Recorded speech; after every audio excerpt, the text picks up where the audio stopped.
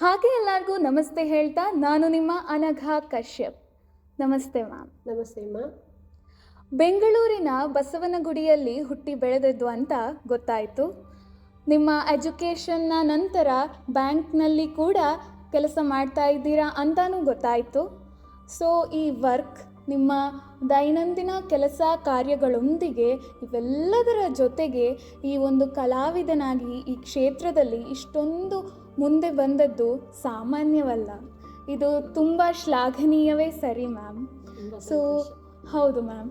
So ನೀವು ಈ ನಿಮ್ಮ ಕೆಲಸ ಕಾರ್ಯವನ್ನು ಹಾಗೂ ನಿಮ್ಮ ಆ ಕಲಾಕ್ಷೇತ್ರದಲ್ಲಿ ನಿಮ್ಮ ಕೆಲಸಗಳನ್ನು ಇವುಗಳನ್ನೆಲ್ಲ ಸರಿದೂಗಿಸಿಕೊಂಡು ಹೋಗುವುದು ಹೇಗೆ, ಮತ್ತು ಟೈಮ್ ಬ್ಯಾಲೆನ್ಸ್ ಹೇಗೆ ಮಾಡ್ತೀರಾ, ಮತ್ತು ನೀವು ನಿಮ್ಮ ರಿಟೈರ್ಮೆಂಟ್ ಆದ ಮೇಲೆ ಈ ಕ್ಷೇತ್ರಕ್ಕೆ ಹೆಚ್ಚಿನದಾದಂತಹ ನಿಮ್ಮ ಒಂದು ಗಮನವನ್ನು ಹರಿಸಿದ್ರಾ, ಹೇಗೆ ಏನು ಎಂದು ಇದೆಲ್ಲದರ ಬಗ್ಗೆ ಮಾತನಾಡ್ತಾ ತಿಳಿದುಕೊಳ್ಳೋಣ. ಇದೀಗ ನಮ್ಮ ಜೊತೆ ಇದ್ದಾರೆ ಆರ್ಟಿಸ್ಟ್ ಆದಂತಹ ಮೀನಾ ಮೋಹನ್ ಮ್ಯಾಮ್ ಅವರು. ನಮಸ್ತೆ ma'am. Welcome you ma'am. So ನಮ್ಮ ಡೈಮೆನ್ಷನ್ ಸ್ಟುಡಿಯೋ ಕಡೆಯಿಂದ ವೆಲ್ಕಮ್ ಮ್ಯಾಮ್. ತುಂಬ ಸಂತೋಷ. Welcome. Thank you so much. Okay ma'am. So ಮೊದಲನೆಯದಾಗಿ ನಿಮ್ಮ ಬಾಲ್ಯದ ಜೀವನದ ಬಗ್ಗೆ ಒಂದೆರಡು ಮಾತುಗಳು. ನಾನು ಬೆಳೆದಿದ್ದೆಲ್ಲ ಬಸವನಗುಡಿನಲ್ಲಿ, ಬುಲ್ ಟೆಂಪಲ್ ರೋಡ್ ಹಿಂಭಾಗದಲ್ಲೇ ನಮ್ಮ ತಂದೆ ಮನೆ. ಅಲ್ಲಿ ನಾನು ಸ್ಕೂಲ್ನಲ್ಲಿ ಎಲ್ಲ ಓದಲಿಕ್ಕೆ ಎಲ್ಲ ಪ್ರಾರಂಭ ಮಾಡಿದಾಗ ಭಾಳ ಜನ ಟೀಚರ್ಸು ಸ್ಕೂಲ್ನಲ್ಲೇ ಶನಿವಾರ ಬಂತು ಅಂತಂದರೆ ಬೋರ್ಡ್ ಹಾಕ್ಬಿಟ್ಟು ಅಲ್ಲೆಲ್ಲ ಬರೆಯೋರು. ಇಲ್ಲ ಒಂದು 60 ಜನ 70 ಜನ ಇರ್ತಿದ್ರು. ಎಲ್ಲ ಬರೀರಿ, ನಾವೆಲ್ಲ ಬರಿತೀವಿ. ಎಲೆಗಳು ಬರೀರಿ, ಎಲೆಗಳು ಬರೀತೀವಿ. ಅದಾದ್ಮೇಲೆ ಇನ್ನೊಂದು ಬರೀರಿ, ಹಾಗೆ ಉದ್ದಕ್ಕೆ ಬರ್ಸ್ಕೊಂಡು ಹೋಗೋರು. ಇದರಿಂದ ಸ್ಟಾರ್ಟ್ ಆಯಿತು. ಅದಾದ್ಮೇಲೆ ಸಣ್ಣ ಸಣ್ಣ ಹೂಗಳದ್ದು ಎಲ್ಲ ನೋಡ್ಕೊಂಡು ಬರಿತಾ ಇದ್ದೀನಿ. ಅದಾದ್ಮೇಲೆ ನಮ್ಮ ಮನೆಯಲ್ಲಿ ಚಂದಮಾಮ ಅಂತ ಹೇಳಿ ಒಂದು ತಿಂಗಳ ಪತ್ರಿಕೆ, ತಿಂಗಳಿಗೆ ಒಂದೊಂದು ಪತ್ರಿಕೆ ಬರ್ತಾ ಇತ್ತು. ಅದನ್ನ ತರಿಸ್ತಾ ಇದ್ರು. ಅದರಲ್ಲಿ ಸಣ್ಣ ಪುಟ್ಟ ಚಿತ್ರಗಳು, ಆಮೇಲೆ ಪ್ರಕೃತಿದ ಎಲ್ಲ ಬರ್ತಾ ಇತ್ತು. ಆಮೇಲೆ ರಾಜ ಮಹಾರಾಜರ ಮಹಲ್ಗಳು ಎಲ್ಲಾನು ಬರ್ತಾ ಇತ್ತು. ಸೊ ಚಿಕ್ಕದಾಗಿ ನಾನು ಪ್ರಾರಂಭ ಬರೀಲಿಕ್ಕೆ. ಓಕೆ. ಅದಾದ್ಮೇಲೆ ನಾನು ಹೈಸ್ಕೂಲು ಎಲ್ಲ ಎಜುಕೇಶನ್ ನೀವು ಎಲ್ಲಿ ಮಾಡಿದ್ರ? ನಾನು ಎಜುಕೇಶನ್ ಬಂದು ಶ್ರೀ ಸರಸ್ವತಿ ವಿದ್ಯಾಮಂದಿರ ಅಂತ ಹೇಳಿ ಇಲ್ಲಿ ಇವಾಗ ಲಾಲ್ಬಾಗ್ ಹತ್ರ ಒಂದು ಇದೆ. ಅದು ನಮ್ಮನೆ ಪಕ್ಕದಲ್ಲಿ ಇತ್ತು ಅವಾಗ, ಬುಲ್ ಟೆಂಪಲ್ ರೋಡ್ ಹಿಂಭಾಗದಲ್ಲಿ. ಸೊ ಅಲ್ಲಿ ನಾನು ಪ್ರಾಥಮಿಕ ಶಿಕ್ಷಣ ಎಲ್ಲ ಮುಗಿಸಿದೆ. ಆಮೇಲೆ ಹೈಯರ್ ಸೆಕೆಂಡ್ರಿ ಹೋದಾಗ ಮಹಾರಾಷ್ಟ್ರ ಮಹಿಳಾ ವಿದ್ಯಾಲಯ ಅಂತ ಹೇಳಿ ನ್ಯಾಷನಲ್ ಕಾಲೇಜ್ ಪಕ್ಕದಲ್ಲಿ ಇತ್ತು. ಇವಾಗ ಅದು ವಾಸವಿ ಎಜುಕೇಶನ್ ಸೊಸೈಟಿ ಏನೋ ಆಗಿದೆ. ಸೊ ಅಲ್ಲಿ ನಾನು 8th 9th 10th ಆ ಥರ ಮುಗಿಸಿದೆ. ಅಲ್ಲೂ ಅಷ್ಟೇ ಅವಾಗ ನಮ್ಮ ಪಾಠಗಳಲ್ಲಿ ಬಾಟ್ನಿ ಅಂತ ಇರ್ತಾ ಇತ್ತು. ಅದರಲ್ಲಿ ಅವಾಗ ಹೂವು ಎಲೆಗಳು ಎಲ್ಲ ರೋಜಾ ಹೂಗಳು ಅದು ಇದು ಎಲ್ಲ ಪೊದೆಗಳು ಎಲ್ಲ ಬರೆಯೋದು ಎಲ್ಲ ಹೇಳ್ಕೊಡ್ತಾ ಇದ್ರು. ಅವತ್ತಿಂದನೇ ನಿಮ್ಗೆ ತುಂಬಾ ಇಂಟ್ರೆಸ್ಟ್ ಇತ್ತು. ಆಮೇಲೆ ಇನ್ನೊಂದೇನು ಅಂದ್ರೆ ಈ ಕೆಮಿಸ್ಟ್ರಿ ಎಕ್ಸ್ಪೆರಿಮೆಂಟ್ಸ್ ಎಲ್ಲ ಬಂದಾಗ ತುಂಬಾ ಬರುತ್ತೆ. ಆಪರೇಟಸ್ ಅದು ಇದು ಎಲ್ಲ ಬರೆಯಕ್ಕೆ ಕಲಿತಾ ಇದ್ದೆ. ಡಯಾಗ್ರಾಮ್ಸ್ ಎಲ್ಲ ಆಪರೇಟಸ್ ಎಲ್ಲ ಬರುತ್ತೆ. ಆಮೇಲೆ ಹಂಗೆ ಚಿಕ್ಕದಾಗಿ ಎಲ್ಲ ಬರೆಯಕ್ಕೆ ಶುರು ಮಾಡಿದ್ಮೇಲೆ ಚಿಕ್ಕ ಮುಖಗಳು ಅವ್ರದ್ದೆಲ್ಲ ಬರೆಯಕ್ಕೆ ಸ್ಟಾರ್ಟ್ ಮಾಡಿ ಒಂದೊಂದೇ. ಆಮೇಲೆ ನಾನು PUC ಬಂದಾಗ ಅವಾಗ ನಾನು ಫಿಸಿಕ್ಸ್, ಕೆಮಿಸ್ಟ್ರಿ, ಮ್ಯಾಥ್ಸ್, ಬಯಾಲಜಿ ಅದರಲ್ಲಿ ಬಾಟ್ನಿ ಆ್ಯಂಡ್ ಜುವಾಲಜಿ ಅಂತ ಎರಡು ಭಾಗ. ಅದರಲ್ಲಿ ಬರೀ ಡ್ರಾಯಿಂಗ್ಸೇ. ಜುವಾಲಜಿ ಅಂದರೆ ಪ್ರಾಣಿಗಳದ್ದು ಕಪ್ಪೆ ಅದು ಇದು ಎಲ್ಲ. ಬಾಟ್ನಿ ಅಂತ ಅಂದರೆ ನಮ್ಮನ್ನ ಲಾಲ್ಬಾಗ್ಗೆ ಕರ್ಕೊಂಡೋಗಿ ಕೂರಿಸ್ಬಿಡೋರು. ಆ ಎಲೆ ಬರೀರಿ, ಈ ಹೂವು ಬರೀರಿ, ಈ ಮರ ಬರೀರಿ. ಪಾಪ 3/4 ಜನ ನನ್ನ ಜೊತೆ ಇರೋರಿಗೆ ಅದು ಒಂದು ಗೆರೆ ಎಳೆಯೋಕ್ಕೂ ಕಷ್ಟ ಆಗ್ತಾ ಇತ್ತು. ನಿಮಗೆ ಮೊದಲೇ ಇಂಟ್ರೆಸ್ಟ್ ಇದ್ದ ಕಾರಣ ನನ್ನ ಕೈಯೆಲ್ಲ ಬರ್ಸ್ಕೊಳ್ಳೋರು, ನಂಗೆ ಬರ್ಕೊಡು. ಹಾಗಾಗಿ ಸ್ವಲ್ಪ ತುಂಬಾನೇ ಡಿಮ್ಯಾಂಡು ಇತ್ತು ನಿಮ್ಮ ಇದಕ್ಕೆ. ಆಮೇಲೆ ಸ್ವಲ್ಪ ಮಟ್ಟಿಗೆ ನಮ್ಮ ಫ್ಯಾಮಿಲಿನಲ್ಲಿ ಏನಾಯ್ತು ಅಂದರೆ ನಮ್ಮ ತಾಯಿಗೆ ತುಂಬ ಹುಷಾರಿರಲಿಲ್ಲ. ಆವಾಗ ತುಂಬ ಹುಷಾರು ಇರಲಿಲ್ಲ ಅಂದ್ಬಿಟ್ಟು ನನಗೆ ಸ್ವಲ್ಪ ತುಂಬ ಡಿಪ್ರೆಸ್ ಆಗ್ತಾ ಇತ್ತು. ತಾಯಿ ನೋಡಿದ್ರೆ ಅವರು ಒಂದು ಅಡುಗೆ ಮಾಡೋಕೆ ಆಗ್ತಿರ್ಲಿಲ್ಲ. ಪಾಪ ಭಾಳ ಕಷ್ಟಪಡ್ತಾ ಇದ್ರು. ಅವ್ರಿಗೆ ಮೆಡಿಸಿನ್ ಎಲ್ಲ ಕೊಟ್ಟು ನಾವು ನೋಡ್ಕೊಳ್ತಾ ಇದ್ವಿ. ಆ ಒಂದು ಫೀಲಿಂಗ್ ತುಂಬಾ ಇತ್ತು ನಮ್ಮ ಅಮ್ಮಂಗೆ. ಎಲ್ಲಾರಮ್ಮನ ಎಷ್ಟು ಚೆನ್ನಾಗಿದ್ದಾರೆ, ನನ್ನ ಮೊಮ್ಮ ಹತ್ರ ಹೀಗಿದ್ದಾರೆ ಅನ್ನಿಸ್ತಾ ಇತ್ತು. ಅದ್ ಮರೆಯೋದಕ್ಕೋಸ್ಕರ ನಾನು ಡ್ರಾಯಿಂಗ್ ತುಂಬಾ ಮಾಡೋದು ಸ್ಟಾರ್ಟ್ ಮಾಡಿದೆ.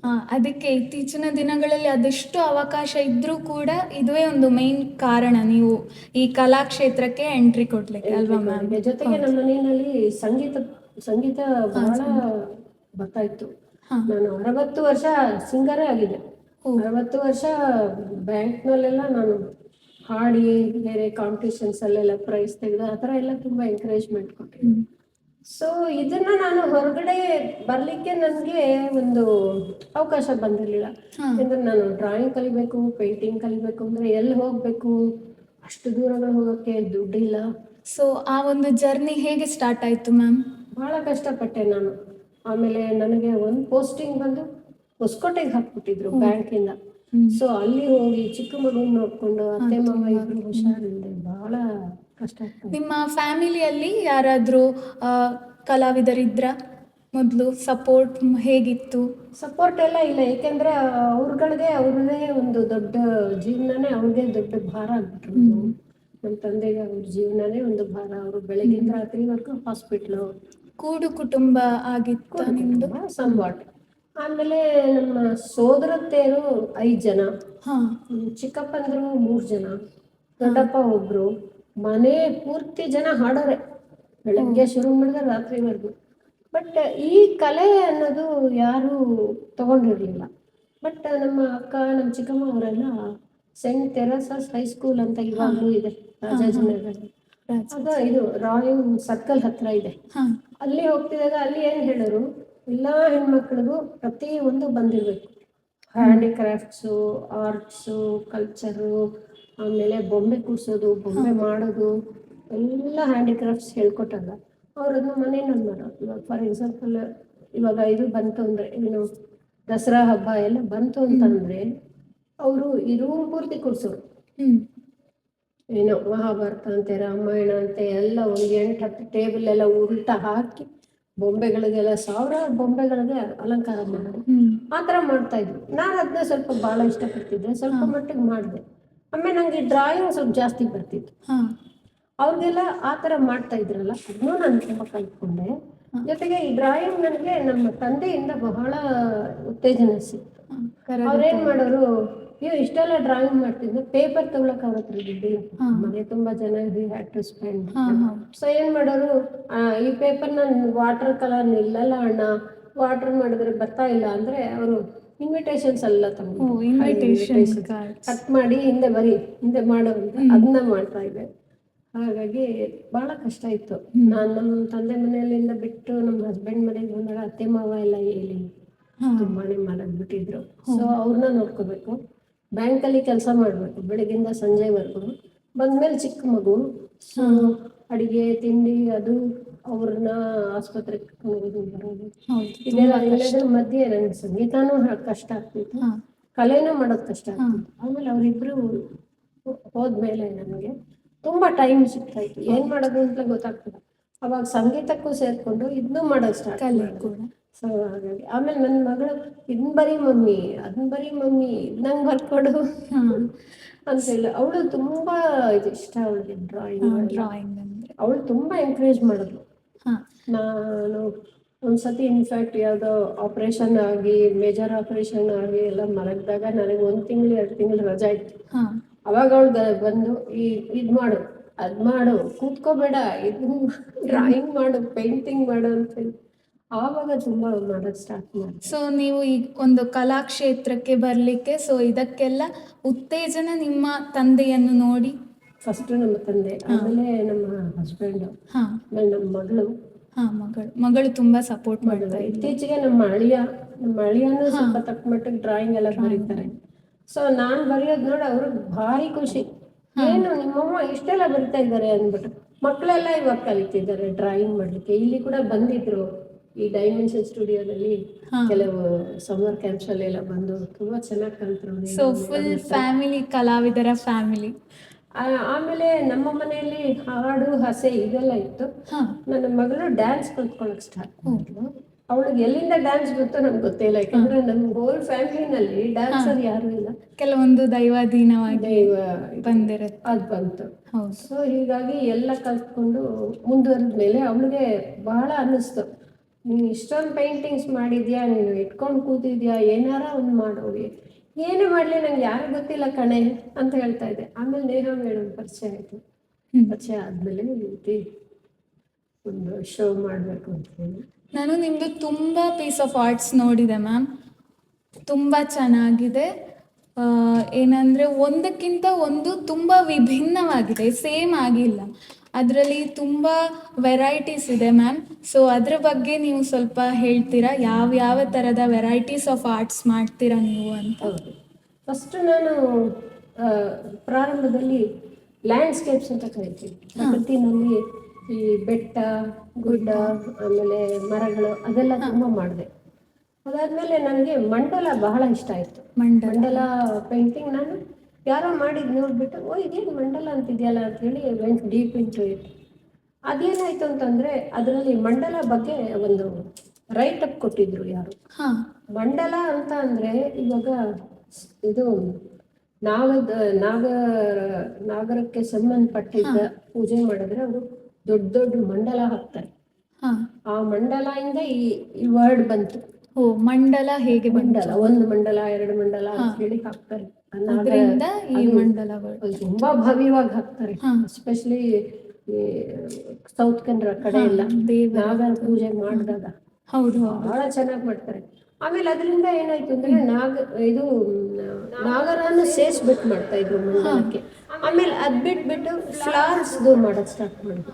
ಅಂದ್ರೆ ಹೂವಿನ ಗುಚ್ಛಗಳು ಇರೋ ತರ ಮಾಡಿದ್ರು. ಅದೆಲ್ಲ ತುಂಬಾ ಐ ಕ್ಯಾಚಿಂಗ್ ಅಲ್ವಾ ಮ್ಯಾಮ್? ಕಲರ್ಸ್ ತುಂಬಾ ಯೂಸ್ ಮಾಡಿದ್ರು. ಆಮೇಲೆ ರೌಂಡ್ ಆಗ್ತಾರಲ್ಲ, ಅದರಲ್ಲಿ ಒಂದು ಅರ್ಥ ಇದೆ.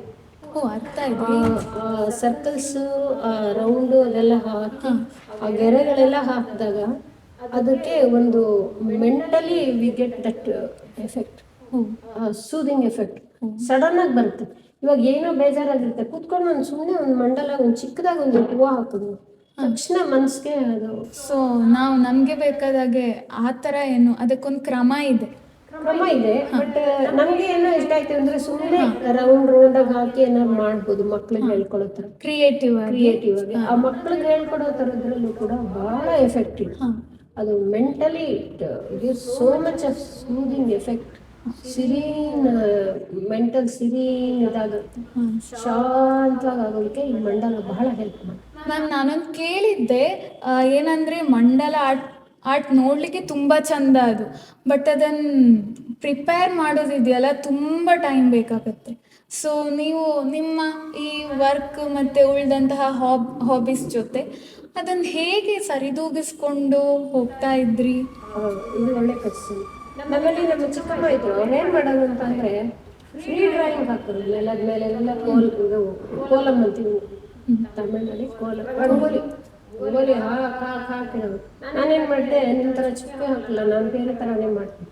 ಏನು ಮಾಡ್ತೀವಿ ಮಾಡೋದು, ಹೀಗೆ ಹಾಕೋದು ಹೂವು ಮಾಡೋದು, ಹೀಗೆ ಹಾಕೋದು ಹೂವು ಮಾಡೋದು, ಇದ್ರ ಕಲರ್ ಹಾಕೋದು. ಹಂಗಾಗಿ ನನಗೆ ಆ ಒಂದು ಕಲರ್ಸು ಮತ್ತು ಶೇಪು ನನ್ನ ಮನಸ್ಸಿನಲ್ಲಿ ಕೂತ್ಬಿಡು ಚೆನ್ನಾಗಿ ಕೂತ್ಕೊಂಡು. ಮಂಡಲ ಬಂದಾಗ ಏನಾಗುತ್ತೆ ಅಂದರೆ ಅದೇ ಮುಖ್ಯ. ನೀವು ಎಷ್ಟು ಅದನ್ನ ಸೂಕ್ಷ್ಮವಾಗಿ ಬರೀತೀರಾ, ಎಷ್ಟು ಅದನ್ನ ಶೇಪ್ ಕೊಡ್ತೀರಾ, ಮತ್ತು ಆ ಸ್ಟ್ರೈಟ್ ಲೈನ್ ಎಷ್ಟು ಬರಬೇಕು, ಆ ಹೂವಿಂದ ಎಷ್ಟು ಬರಬೇಕು, ಎಲ್ಲ ಕ್ಯಾಲ್ಕುಲೇಟೆಡ್. ಅದು ತಾಳ್ಮೆ ಕೂಡ ತುಂಬ ಮುಖ್ಯ ಅಲ್ವಾ ಮ್ಯಾಮ್? ಅದು ಆಮೇಲೆ ಏನಾಯ್ತು ಅಂದರೆ ನಾನು ಚಿಕ್ಕದಾಗಿ ಮಾಡ್ಲಿಕ್ಕೆ ಸ್ಟಾರ್ಟ್ ಮಾಡಿದೆ. ಆಮೇಲೆ ಝೆಂಟ್ಯಾಂಗಲ್ ಅಂತ ಹೇಳಿ ಒಂದು ಟೈಪ್ ಆಫ್ ಆರ್ಟ್ ಇದೆ. ಆ Zentangle it is meant for people who are stressed, who are having very difficult work. ಆ ವರ್ಕಿಂದ ಸ್ಟ್ರೆಸ್ ಆಗಿ ಬಂದಾಗ ಪ್ರಾಣ ಆಗ್ತಾ ಇರುತ್ತೆ, ಹಾಳಾದ್ದು ಈ ವರ್ಕು ಅಂತ ಬಿಸಾಕ್ಬಿಟ್ಟು ಸುಮ್ಮನೆ ಆ ಝೆಂಟ್ಯಾಂಗಲ್ದು 2 ಶೇಪ್ ಮಾಡೋಷ್ಟು everything will create. Life becomes easy for that person. ಅದು ಮಾಡಿದಾಗ ಏನಾಯ್ತು ಅಂದರೆ ತುಂಬ ಜನಕ್ಕೆ ಅದು ಗೇವ್ ವೆರಿ ಗುಡ್ ಐಡಿಯಾಸ್. ಅವ್ರೇನು ಮಾಡಿದ್ರು, ಚಿಕ್ಕದಾಗಿ ಮಾಡ್ಕೊಡಿ ನಾವು ಮಾಡ್ತೀವಿ ಅಂತ. ಸೊ ಸಣ್ಣದಾಗಿ ಅದೇನು ಅಂತಂದರೆ ಸಣ್ಣದಾಗಿ ಮಾಡಿ ಶೇಡ್ ಮಾಡಬೇಕು. ಶೇಡ್ ಮಾಡೋಕ್ಕೆ ಅದರಲ್ಲೇ ಕಲ್ತ್ಕೊಬೇಕು. ಇಲ್ಲಾಂದರೆ ಅದು ಝೆಂಟ್ಯಾಂಗಲ್ ಅಂತಾನೆ ಒಂದು ದೊಡ್ಡ ಪ್ರಪಂಚ. ಹೀಗಾಗಿ ಮಂಡಲ ಝೆಂಟ್ಯಾಂಗಲ್ ಅಂತ. ಬೇರೆ ಯಾವ ಪ್ರಕಾರಗಳ ಚಿತ್ರ ಮಾಡ್ತೀರಾ ಮ್ಯಾಮ್ ನೀವು? ನಾನು ಮಧುಬನಿ ಅಂತ ಹೇಳಿ ಒಂದು ನಾನು ಕಲ್ತ್ಕೊಂಡೆ. ಸೊ ಮ್ಯಾಮ್, ನೀವು ಮಧುಬನಿ ಆರ್ಟ್ ಬಗ್ಗೆ ಹೇಳಿದ್ರ. ಸೊ ಏನದು ಮಧುಬನಿ? ಮಧು ಮಧು ಅಂತ ಅಂದ್ರೆ ಸಂಸ್ಕೃತದ ಪದ ಅದು. ಮಧು ಅಂತ ಅಂದ್ರೆ ಜೇನುತುಪ್ಪ. ಜೇನುತುಪ್ಪ. ವನ್ ಅಂದ್ರೆ ಬನ್ ಅಂದ್ರೆ ದೊಡ್ಡ ಏನ್ ಹೇಳ್ತಾರೆ, ದೊಡ್ಡ ಪುಷ್ಪಗುಚ್ಛಗಳೆಲ್ಲ ಇರೋಂಥ ಒಂದು ದೊಡ್ಡ ಜಾಗದಲ್ಲಿ ಆ ಜೇನು ತನ್ನ ಗೂಡನ್ನು ಕಟ್ಟುತ್ತೆ ಅಲ್ವಾ. ಹೌದು. ಅದು ತುಂಬಾ ಕಟ್ಟಿದಾಗ ಏನಾಗುತ್ತೆ, ಅಲ್ಲೆಲ್ಲ ಜೇನು ಓಡಾಡುತ್ತೆ. ಆ ಹೂಗಳಲ್ಲೆಲ್ಲ ಅದು ಜೇನೆಲ್ಲ ಶೇಖರಣೆ ಮಾಡಿ ಅದು ಜೇನು ತುಪ್ಪ ಮಾಡುತ್ತೆ. ಹೀಗಾಗಿ ಅಲ್ಲೆಲ್ಲ ವನ ಅಂತ ಅಂದ್ರೆ ಪಾರ್ಕ್ ಅಂತ ಕರೀಬೋದು ಇಂಗ್ಲಿಷ್ನಲ್ಲಿ. ಮಧುವನ. ಅಲ್ಲಿ ತುಂಬಾ ಜೇನುಹುಳಗಳು ಇದು ಇರೋ ಜೇನು ಗೂಡುಗಳೆಲ್ಲ ಇರುವಂತಹ ಒಂದು ದೊಡ್ಡ ವನದಲ್ಲಿ ಇರೋದ್ರಿಂದ ಮಧುವನ್ ಅಂತ ಬಂತು. ಮಧುವನ್ ಅಂತ ಬಂತು. ಇದು ಏನಾಯ್ತು ಅಂದ್ರೆ ಮಿಥಿಲಾ ನಗರದಲ್ಲಿ ಜನಗರಾಜ ಮತ್ತೆ ಅನೌನ್ಸ್ ಮಾಡಿದ್ರಲ್ವಾ, ಏನಂದ್ರೆ ಇವಾಗ ನನ್ನ ಮಗಳ ಮದುವೆಗೋಸ್ಕರ ನಾನು ಸ್ವಯಂವರ ಎಲ್ಲ ಮಾಡ್ಬೇಕು ಅಂತ ಹೇಳಿ ಅನೌನ್ಸ್ ಮಾಡಿ ಶ್ರೀರಾಮಚಂದ್ರ ಬಂದ ಶಿವಧನುಸ್ನ ಮುರಿದು ಮದ್ವೆ ಮಾಡ್ಕೊಳ್ಳೋದು ಅಂತ ಅನೌನ್ಸ್ ಆಯ್ತಲ್ವಾ. ಅದಕ್ಕೆ ಖುಷಿ ಆಗೋಯ್ತು ಜನಕರಾಜನಿಗೆ. ಹೊರಗಡೆ ಬಂದು ಜನಗಳೆಲ್ಲ ಲಕ್ಷಾಂತರ ಜನ ಇದ್ದಾರೆ, ಎಲ್ಲರೂ ಕೇಳಿಸ್ಕೊಳ್ಳಿ, ನಮ್ಮ ಸೀತೆಗೆ ಮದುವೆ ಶುರು ಅದು ಮದುವೆ ಇವಾಗ ಮಾಡ್ತಾ ಇದ್ದೀವಿ, ಶ್ರೀರಾಮಚಂದ್ರ ಅಯೋಧ್ಯೆಯಿಂದ ಬಂದಿದ್ದಾರೆ, ಅವನಿಂದ ಮಗ, ಸೊ ಈ ಮದುವೆ ಈ ಥರ ಮಾಡ್ತಾ ಇದ್ದೀನಿ ಅಂತ ಹೇಳಿದ ತಕ್ಷಣ ಓ ಅಂತ ಕಿರ್ಸ್ಬಿಟ್ಟು ಜನಗಳೆಲ್ಲ ಕುಪ್ಪಳಿಸಿ ಏನು ಮಾಡಿದ್ರು, ಆ ಮದುವನಕ್ಕೆ ಹೋದ್ರು. ಮದುವನಕ್ಕೆ ಹೋಗಿ ಹೂವುಗಳು ಅದನ್ನೆಲ್ಲ ಕಲರ್ ಹೂವುಗಳನ್ನೆಲ್ಲ ತರದು ಹರಿದ್ರು. ಹಸು ಕಲರ್ ಬೇಕು ಅಂತ ಎಲೆಗಳು ಹರಿದ್ರು, ನೀಲಿ ಕಲರ್ ಎಲ್ಲ ಕಲರ್ ತಂದು ಹುಚ್ಚಾಪಟ್ಟೆ ಬರೆಯಕ್ಕೆ ಶುರು ಮಾಡಿದ್ರು. ಮರಗಳ ಮೇಲೆ, ನೆಲದ ಮೇಲೆ, ಸಿಕ್ಕಿದ ಕಡೆಯಲ್ಲೆಲ್ಲ ಶುರು ಮಾಡ್ಬಿಟ್ರು. ಏನಂದ್ರೆ ಅದು ಪರ್ಫೆಕ್ಟ್ ಆರ್ಟ್ ಇರಲ್ಲ ಇದು. This is only A folk art. ಜಾನಪದ ಆಕೃತಿಗಳು ಅದು ಪರ್ಫೆಕ್ಟ್ ಆಗಿ ಮೂದು ಅಂದ್ರೆ ಹಿಂಗೆ ಇರಬೇಕು ಆ ಥರ ಎಲ್ಲ ಏನಿಲ್ಲ. ಕಣ್ಣು ದೊಡ್ಡದಾಗಿರುತ್ತೆ. ಇಮ್ಯಾಜಿನೇಷನ್ ಅದರಲ್ಲಿ ಒಂದು ಪ್ಯಾಟರ್ನ್ ಫಾಲೋ ಮಾಡ್ತಾರೆ. ಡಬಲ್ ಲೈನ್ ಅಲ್ಲಿ ಮಾಡ್ತಾರೆ. ಡಬಲ್ ಲೈನ್ ಫಾಲೋ ಮಾಡ್ತಾರೆ. ಸೆಕೆಂಡ್ ಏನು ಅಂತಂದ್ರೆ ಅವ್ರು ಮಾಡಿರೋ ಮಧುಬನಿ ಪೇಂಟಿಂಗ್ಸ್ ನಲ್ಲಿ ಮುಖ್ಯವಾಗಿ ಸೂರ್ಯ, ನವಿಲು, ಬೇರೆ ಪಕ್ಷಿಗಳು, ಆಮೇಲೆ ಮೀನು ಮುಖ್ಯವಾಗಿ ಇದಿಷ್ಟು ತುಂಬಾ ಮುಖ್ಯವಾಗಿರುತ್ತೆ. ಆಮೇಲೆ ಚಿಟ್ಟೆಗಳು, ಅದ್ರಲ್ಲೆಲ್ಲ ಕಲರೇ ಮುಖ್ಯ. ತುಂಬಾ ಕಲರೇ ಮುಖ್ಯ. ಆಮೇಲೆ ಇದೇನಾಗೋಯ್ತು ಅಂದ್ರೆ ಇದು ಸೌತ್ಗೆ ಬರ್ತಾ ಈ ಒಂದು ಆರ್ಟ್ ಏನಾಯ್ತು ಅಂದ್ರೆ ಎಲ್ರಿಗೂ ಅದ್ಭುತ ಆಶ್ಚರ್ಯ ಆಗೋಯ್ತು. ಇಂಥ ಒಂದು ಒಳ್ಳೆ ಕಲೆ ಇದೆಯಾ ನಮ್ಮ ಭಾರತ ದೇಶಕ್ಕೆ, ಇಂಥ ಒಂದು ಕಲೆ ಬಂದಿದ್ಯಾ ಅಂತ ಹೇಳ್ಬಿಟ್ಟು ಎಲ್ಲರೂ ಮಾಡೋಕ್ಕೆ ಶುರು ಮಾಡಿದ್ರು. ಅಷ್ಟೆಷ್ಟಾಗಲಿ ಮಾಡಿ ದೊಡ್ಡದಾಗಿ ಮಾಡಿ ಸೀರೆಗಳ ಮೇಲೆ ಹಾಕಿ ಎಂಬ್ರಾಯ್ಡ್ರಿ ಮಾಡಿ ಎಲ್ಲ ಶುರುವಾಯಿತು ಮಧುಬನಿ ಪೇಂಟಿಂಗ್. ಸೊ ಅದಕ್ಕೆ ತುಂಬಾ ಡಿಮಾಂಡ್ ಕೂಡ ತುಂಬಾ ಇರುತ್ತದಲ್ವ. ಆಮೇಲೆ ಅವರು ಬರೆಯೋ ರೀತಿಯಲ್ಲಿ ಸುಸ್ತಾಗ್ಬಿಡ್ಬೇಕು, ಆ ರೀತಿ ಒಂದು ಕಲೆ ಅದರಲ್ಲಿ ಅರಳ್ತಾ ಇದೆ. ಹೂಗಳು, ಕಮಲಗಳು ಎಲ್ಲ ಅರಳಿ ಮಾಡ್ತಾರೆ. ಸೊ ಈ ಒಂದು ಕಲಾಕ್ಷೇತ್ರದಲ್ಲಿ ಒಬ್ಬ ಕಲಾವಿದನಿಗಂತೂ ಒಂದು ಸ್ಟ್ರೆಂತ್, ವೀಕ್ನೆಸ್ ಎಲ್ಲ ಇರ್ತದೆ ಅಲ್ವಾ ma'am. He can't only go with strengths, there will be weakness also. So ನಿಮ್ಮ ಸ್ಟ್ರೆಂತ್ ಬಗ್ಗೆ ಮತ್ತು ವೀಕ್ನೆಸ್ ಬಗ್ಗೆ ಖಂಡಿತ ಏನು ಅಂತಂದರೆ, ನನ್ನ ಸ್ವಂತ ಒಂದು ಜೀವನದಲ್ಲಿ ಬೇಕಾದಷ್ಟು ಏರ್ಪೇರುಗಳು ಬರ್ತಾ ಇತ್ತು. ಏನಂದರೆ ನಾವು ಕೆಲಸಕ್ಕೆ ಹೋಗೋದ್ರಿಂದ ಅಲ್ಲಿ ಅಡೆತಡೆಗಳು ಬರುತ್ತೆ. ಅಲ್ಲಿ ನಾವು ಕೆಲಸ ಮಾಡಬೇಕಾದ್ರೆ ಆ ಕೆಲಸ ಮಾಡ್ತಾ ಕೆಲವು ಸತಿ ಬಹಳ ಹಾನಿಗಳಾಗುತ್ತೆ. ಅದೇ ಮ್ಯಾಮ್, ನಿಮಗೆ ಯಾವುದಾದ್ರೂ ಒಂದು ಫೇಸಲ್ಲಿ ನಿಮಗೆ ಬೇಡ ಈ ಕಲೆ ಇದು ಮಾಡೋದೇ ಬೇಡ ಸಾಕು ಅಂತ ಹಿಂತೆಗೆದುಕೊಳ್ಳುವಂತಹ ಪರಿಸ್ಥಿತಿ ಯಾವಾಗಾದ್ರೂ ಬಂದಿದ ಅಂತ? ಯಾಕೆಂತಂದ್ರೆ ನಾನು ಮದುವೆ ಆಗಿ ಬಂದಾಗ ನಮ್ಮ ಮನೆಯಲ್ಲಿ ನಮ್ಮ ಅತ್ತೆ ಮಾವ ಇಬ್ರು ತುಂಬಾ ಮಲಗ್ಬಿಟ್ರು. ಸೊ ವರ್ಷಾನುಗಟ್ಲೆ ಅವ್ರನ್ನ ನೋಡ್ಬೇಕಾಗಿತ್ತು. ಆರೋಗ್ಯ ನನಗೆ ಹೊಸಕೋಟೆಗೆ ಹಾಕ್ಬಿಟ್ರು ಪೋಸ್ಟ್. ಸೊ ನಾನು 8:30 ಒಳಗಡೆ ತಿಂಡಿ ಅಡುಗೆ ಎಲ್ಲ ಮಾಡಿ ಮುಗಿಸಿ ಡಬ್ಬಿ ಇದು ಎಲ್ಲ ಹಾಕಿ ಮಾಡಿ ಎಲ್ಲ ಪ್ಯಾಕ್ ಮಾಡಿ ನಮ್ಮ ಯಜಮಾನ್ರಿಗೆ ಕಳಿಸಿ ಅವ್ರ ಫ್ಯಾಕ್ಟ್ರಿನಲ್ಲಿ ಕೆಲಸ ಮಾಡ್ತೀವಿ. ಅದು ಮಾಡಿ ನಾನು ಡಬ್ಬಿಗೆ ಹಾಕ್ಕೊಂಡು ನನ್ನ ಮಗುನ ಒಂದು ಸಣ್ಣ ಪ್ಲೇ ಹೋಮ್ಗೆ ಕಳಿಸ್ತಾ ಇದ್ದೆ.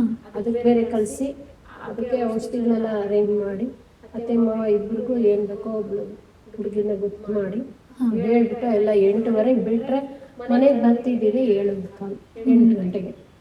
ತುಂಬಾ ಸುಸ್ತಾಗಿರುತ್ತೆ. ಸುಸ್ತು. ಆಮೇಲೆ ಅಲ್ಲಿಂದ ನಾನು ಹೋಗಿ ತರಕಾರಿ ತರಬೇಕು, ಮಾರನೇ ದಿವಸಕ್ಕೆ ತಿಂಡಿಗಳೆಲ್ಲ ಅರೇಂಜ್ ಮಾಡಬೇಕು. ಆಗಿನ ಕಾಲದಲ್ಲಿ ಮಿಕ್ಸಿ ಇರಲಿಲ್ಲ. ಹೌದು, ಭಾಳ ಕಷ್ಟಪಟ್ಟು ಒಂದು ಮಿಕ್ಸಿ ಕೊಂಡ್ಕೊಂಡೆ. ಅದಾದ್ಮೇಲೆ ಸ್ವಲ್ಪ ನನ್ನ ಲೈಫ್ ಈಸಿ ಆಯಿತು. ಎಲ್ಲ ಮಾಡಿ ಅವಾಗೆಲ್ಲ ಭಾಳ ಸಂತೋಷ ಆಗ್ತಿತ್ತು. ಕೆಲಸನೂ ಮಾಡ್ಕೊಂಡು ಮನೇಲೂ ಮಾಡ್ಕೊಂಡು ನನ್ನೂ ನೋಡ್ಕೊತಿದ್ದಾಳೆ. ಆ ಟೈಮ್ನಲ್ಲಿ ನನ್ನ ಸಂಗೀತ ಆಗಲಿ ಬೇರೆ ಬರೆಯೋದಾಗಲಿ ಯೋಚನೆನೂ ಮಾಡೋಕ್ಕಾಗ್ತಿಲ್ಲ. ಯಾಕೆಂದರೆ ಮಗು ಚಿಕ್ಕದು ಮತ್ತೆ ಅವರಿಬ್ಬರು ಒಂದು ದಿವಸ ಇದ್ದಂಗೆ ಒಂದು ದಿವಸ ಆರೋಗ್ಯ ಇರ್ತಾರೆ. ಸಫರಿಂಗ್ ಇತ್ತು, ಬೇರೆ ಮಕ್ಕಳು ಇಲ್ಲ ಅವ್ರಿಗೆ, ಒಂದೇ ಮಗ. ಸೊ ಹಾಗಾಗಿ ನಾನು I have to manage. But I have no regrets. ಅಷ್ಟು ವರ್ಷ ಮಾಡೋಕ್ಕಾಗದೆ ಹೋದ್ರು ಸಹ ಅವ್ರಿಗೆ ಯಾರು ಇರಲಿಲ್ಲ. So that was one setback. ಆಮೇಲೆ ಅವರಿಬ್ಬರು ಕಾಲವಾದರು. ಅದಾದಮೇಲೆ ನನಗೆ series of health issues start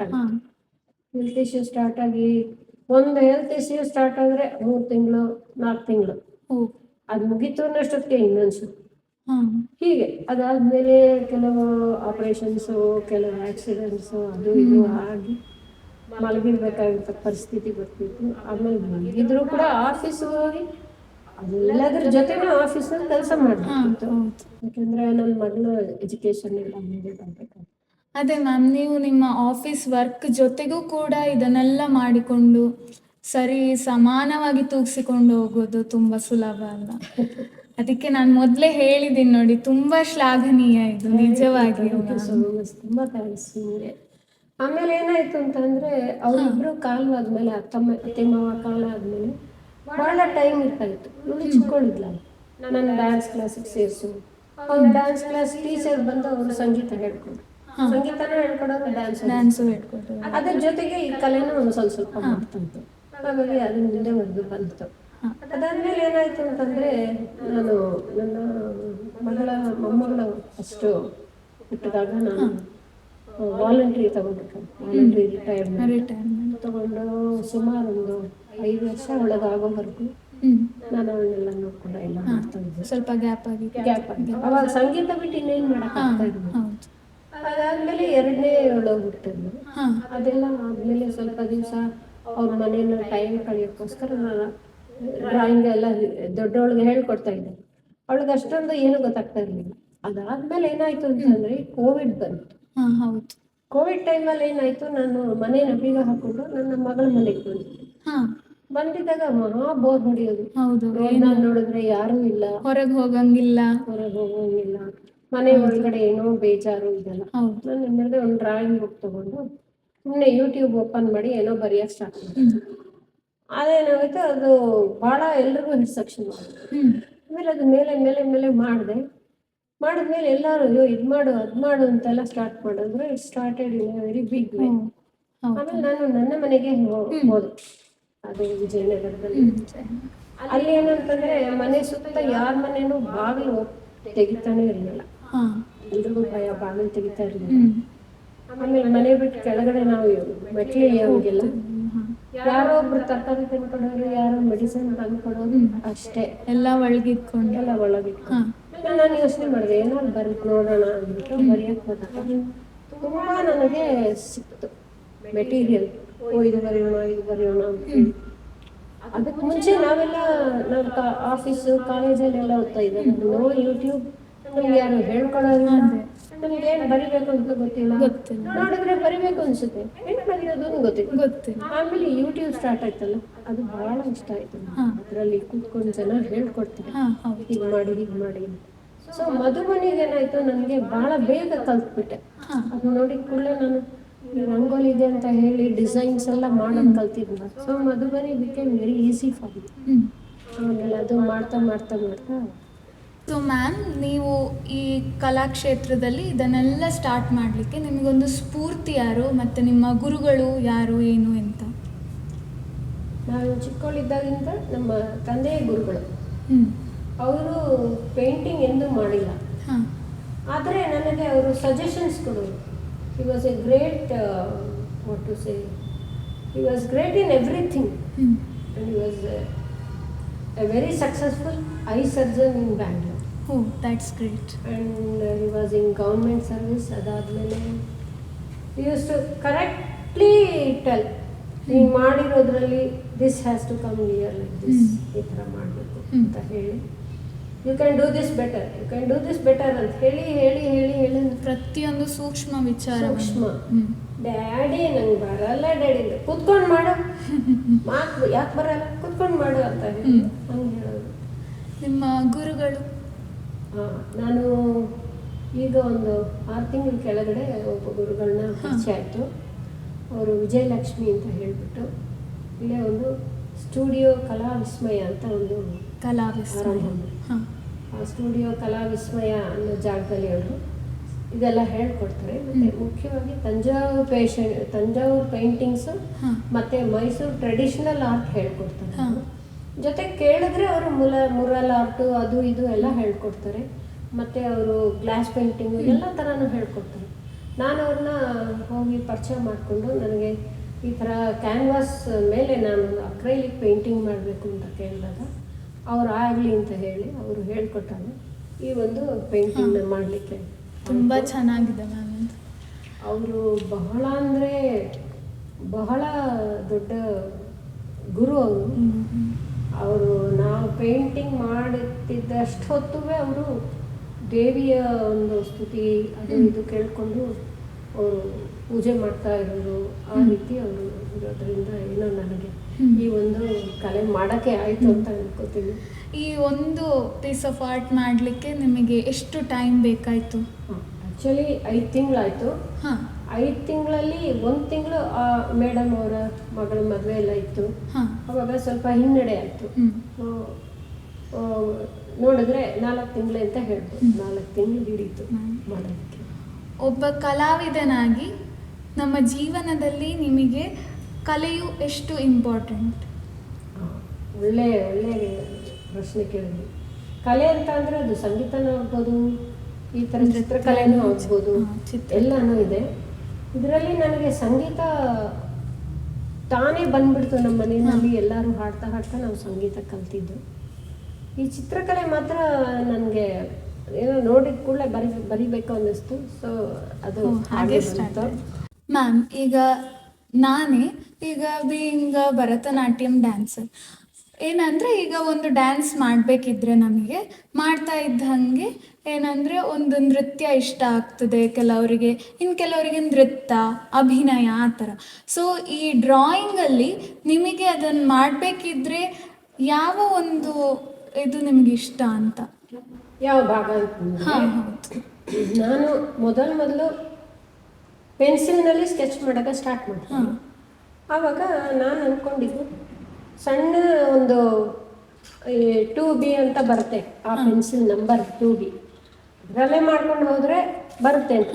ಎಷ್ಟು ಮಾಡಿದ್ರೂ ಎಫೆಕ್ಟ್ ಬರ್ತಾ ಇಲ್ಲ. ಆವಾಗ ನಾನೇನು ಮಾಡಿದೆ, ಸ್ಟೇಷನರಿ ಇಲ್ಲಕ್ಕೆ ಹೋಗ್ಬಿಟ್ಟು ಬೇರೆ ಯಾವುದೇ ಥರ ಪೆನ್ಸಿಲ್ ಇದೆಯಾ ಅಂತ ಹೇಳಿದಾಗ ಅವರು ಡ್ರಾಯಿಂಗ್ ಪೆನ್ಸಿಲ್ಸೇ ಇದೆ ಅಂತ ಹೇಳಿ ಕೊಟ್ಟಿದ್ರು. ನಾನು ಅದನ್ನ ತಂದು ಮನೆಯಲ್ಲಿ ಡ್ರಾ ಮಾಡಿದಾಗ ಯಾವ ರೀತಿ ನನಗೆ ರಿಕ್ವೈರ್ಡ್ ಎಫೆಕ್ಟ್ ಅದರಲ್ಲಿ ಬಂತು. ರಿಕ್ವೈರ್ಡ್ ಎಫೆಕ್ಟ್ ಬರಬೇಕು ಅಂತಂದರೆ, ಇವಾಗ ಒಂದು ಬ್ಲ್ಯಾಕ್ ಆ್ಯಂಡ್ ವೈಟ್ ಚಿತ್ರ ಇದೆ, ಕಪ್ಪು ಬಿಳುಪು ಚಿತ್ರ ಇದೆ, ಅದನ್ನ ನಾವು ಬರೀಲಿಕ್ಕೆ ಹೊರಟಾಗ ಅದ್ರ ಡೈಮೆನ್ಷನ್ನು ನಾವು ದೊಡ್ಡದು ಮಾಡ್ಕೋಬಹುದು. ಇವಾಗ ಅದು ಚಿಕ್ಕದಾಗಿದೆ ಅಂತ ಅಂದರೆ ಅದನ್ನ ದೊಡ್ಡದಾಗಿ ಮಾಡಬಹುದು. ಆ ರೀತಿ ಮಾಡಲಿಕ್ಕೆ ಕ್ರಿಯೇಟಿವಿಟಿ ಬರೋದೇ ಇದರಿಂದ.